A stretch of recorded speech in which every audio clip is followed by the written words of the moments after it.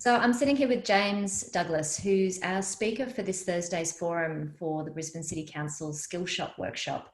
And James, I was just curious, we were talking a little bit about what you think is really important for people, not just business owners at the moment, to help them get really focused about what they need to do in this environment. What do you think? Well, I think, Amanda, it's a great opportunity for us to slow down a little bit and have a think about our pain.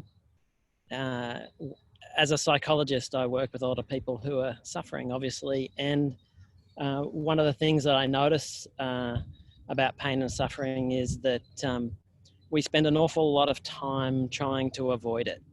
And what I also notice in our pursuit of avoiding pain, we also often avoid achievement.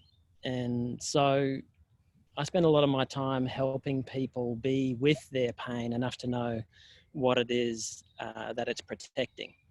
And so I hope to maybe share some of those thoughts and some of the stories around what do we do with our discomfort and how we can really make,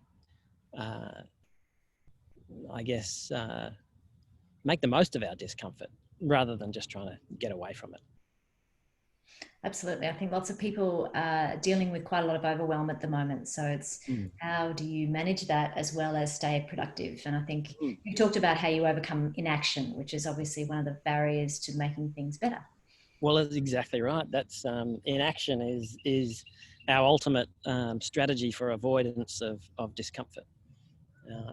And so sometimes we can really appreciate.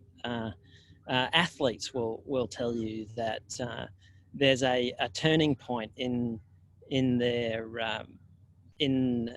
insight around discomfort, and it is the discomfort, their capacity to tolerate and use discomfort perhaps more effectively than their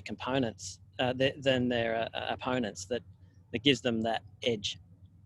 Cool. Oh, well, we'll look for the edge when we're talking to you on Thursday. Thanks for your time. See you. My pleasure. I'm just